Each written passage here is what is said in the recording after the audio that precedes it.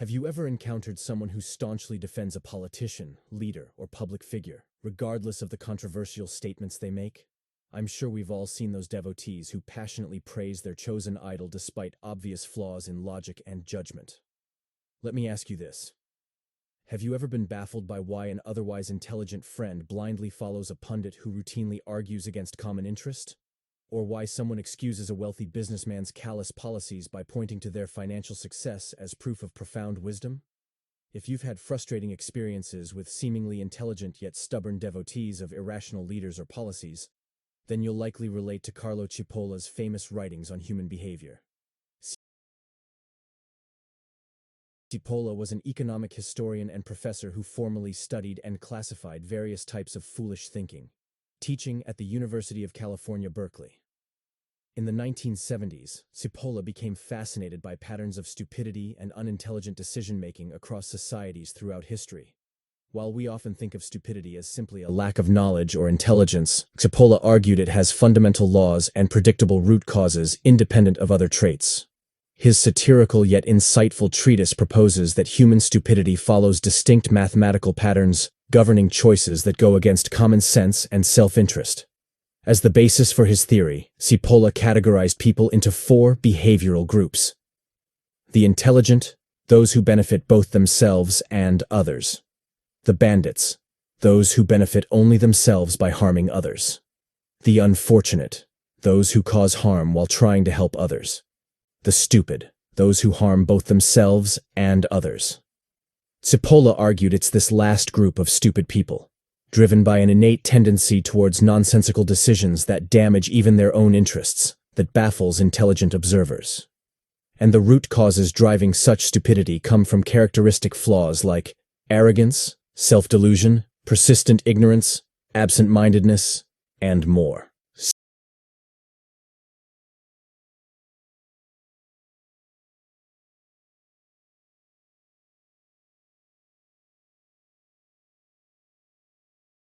Cipolla's first law of stupidity is, always and inevitably, everyone underestimates the number of stupid individuals in circulation. Here, Cipolla means that people assume at any given time that individuals thinking or acting stupidly must be a small fringe group among the general population. We figure societies couldn't function otherwise if a large number of people didn't behave rationally most of the time. Yet, as Cipolla points out, this assumption underestimates just how many stupid people exist, and how ready large segments of the population are to think and do stupid things. Like in Germany in the 1930s, when millions of ordinary citizens supported the extremely aggressive and unjustified actions of the Nazi Party, enabling enormous atrocities that brought no benefit to average German families.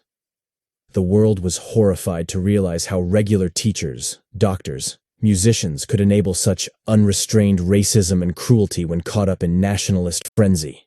Instead of recognizing it as a moment of profound stupidity, Cipolla's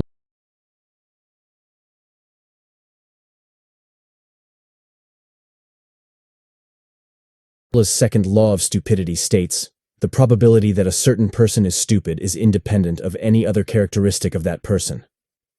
Here, Cipolla means that even wealthy, educated, skilled people can also be stupid. Cipolla considered stupidity as a human characteristic, like having blonde hair or black eyes. Cipolla posits stupidity is a variable that remains constant across all populations. Every category one can imagine, gender, race, nationality, education level, income, possesses a percentage of stupid people. There are stupid college professors. There are stupid people at Davos and at the UN General Assembly. There are stupid people in every nation on Earth. Look at all the educated fans who become blind devotees of music or movie stars, for example, suspending good judgment no matter what their beloved celebrity says or does.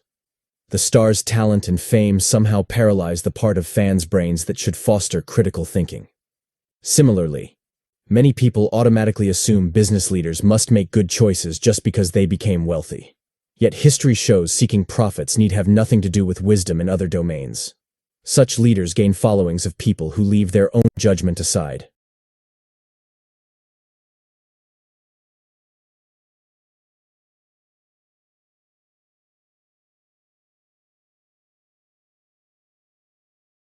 Cipolla's third law of stupidity is, A stupid person is a person who causes losses to another person, or to a group of persons, while himself deriving no gain and even possibly incurring losses. What Cipolla means here is that people or entities that behave stupidly inevitably cause harm, trouble, or negative outcomes for others around them, even when they gain nothing from their stupid actions themselves and may in fact make their own situation worse. For example, destructive authoritarian governments through history that pursued brutal, corrupt policies at the expense of their own citizens. Such regimes caused tremendous financial losses and suffering for millions of people, while the ruling class hoarded power and wealth only for themselves. Most authoritarian leaders ultimately damaged their own nations as well, once popular discontent and economic decline reached tipping points. Their unjustified cruelty brought harm all around, despite promising prosperity if people trusted them as saviors.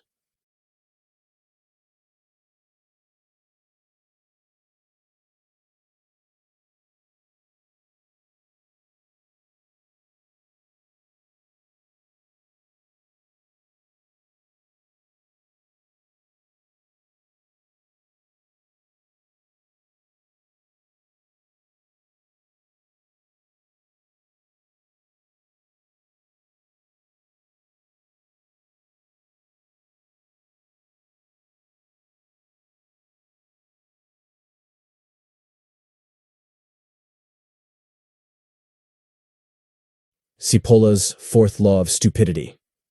Non-stupid people always underestimate the damaging power of stupid individuals. In particular, non-stupid people constantly forget that at all times and places and under any circumstances to deal and/or associate with stupid people always turns out to be a costly mistake. Here, Cipolla emphasizes how people behaving sensibly downplay or dismiss the influence and impact stupid people can have by making terrible decisions others then enable or follow. We expect societies to course correct against irrational beliefs gaining ground, but as countless historical cases show, it takes very few people in power doing or enabling stupid things for far-reaching harm to be unleashed, costing lives, destroying wealth, and collapsing systems. And non-stupid people perpetuate the problems by giving stupidity the benefit of doubt rather than confronting the risks it poses when left unchecked. Dictators have triggered widespread wars and violence by whipping up the stupid tendencies in human nature that rational people thought would be restrained by others. Cipolla's fifth law of stupidity is, a stupid person is more dangerous than a pillager. In this law, Cipolla argues that individuals behaving stupidly pose far greater risks than those he categorized as bandits, meaning people acting out of self-interest at the expense of others. While bandits seek to maximize their own benefits regardless of harm, they generally don't seek to inflict damage for its own sake, if there is no personal gain. On the other hand, stupid individuals can generate utterly pointless harm and destruction through their foolish choices and beliefs, even without benefiting themselves, and without regard for collateral damage. Destructive social movements often arise and gain ground because enough stupid people buy into irrational ideologies that scapegoat or dehumanize vulnerable groups. Within such movements, say a government or violent mob, bandits certainly exploit others' stupidity for personal gain when given the chance. However, it takes a far greater number of true stupid followers to enable harm and suffering on vast scales over time.